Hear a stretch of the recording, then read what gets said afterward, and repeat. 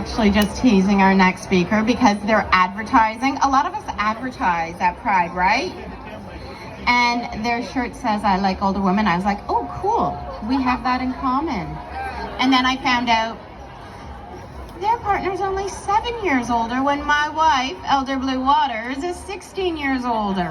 So maybe we're just playing some games here. I'm glad to introduce Alyy Patel, the founder of the South Asian Queer Women's Network.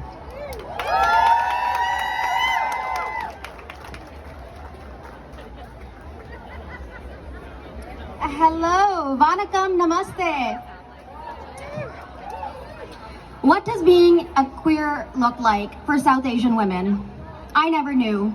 I grew up thinking I was the only queer brown woman because LGBTQ plus representation was and still is heavily Western normative and advances a stereotype that only white people can be queer.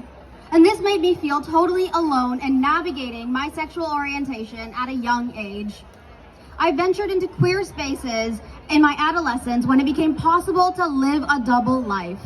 I was, and still am, constantly heterosexualized by my white counterparts due to colonial understandings of what a lesbian looks like. For years, this had turned the pride for my South Asian roots into shame and pressured me into assimilating in order to be credible for my queer identity. I was desperate to feel a sense of belonging within the LGBTQ plus community, and so I tried my best to assimilate. Yet, I continued to experience racially charged microaggressions within the queer community because I was unable to fully disassociate from my South Asianness without being exiled from the brown community. The inability to be queer in culturally conducive ways is extremely invalidating, invisibilizing, and infuriating. My name is Alyy Patel. I'm a South Asian lesbian-powered dyke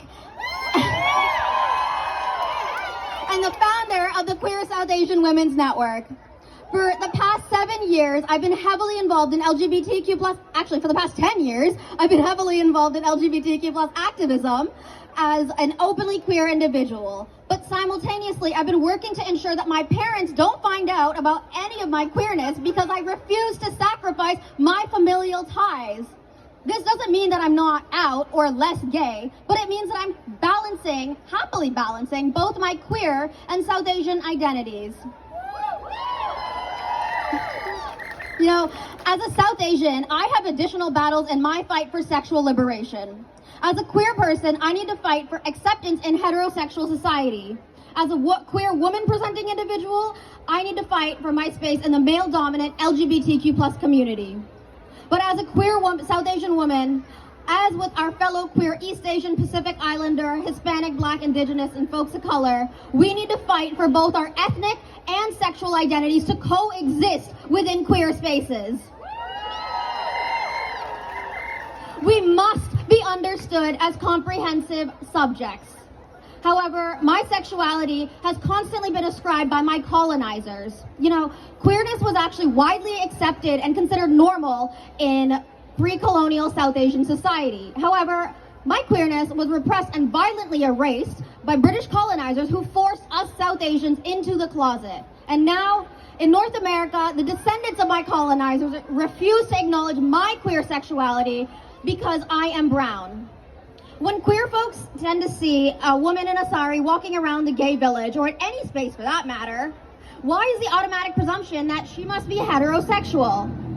LGBTQ plus communities in North America speak extensively about sexual liberation, but for who? Because as a brown woman, I have not been given that agency to define my own sexuality in queer spaces. In fact, our sexuality as queer women of color is pretty constantly policed by our white counterparts. We are forced to express queerness in white and Western normative ways, and a failure to do so results in a rejection and invisibilization in lesbian communities. I'm tired of hearing just come out to your parents, and how does your family not know, as if coming out and identity labels are a requirement to validate my sexual identity. I'm tired of hearing you don't look gay enough or brown girls can't be gay because I choose to embrace my South Asian features such as my long hair and wearing a bindi or pottu on my forehead. And And I'm tired of being forced to give up my South Asian identity in order to be accepted into the LGBTQ plus community that brands itself as a welcoming and inclusive family for all. I am queer, I am South Asian, and I refuse to be reduced to only one of these identities, as do all of us. We all coexist as queer and people of color.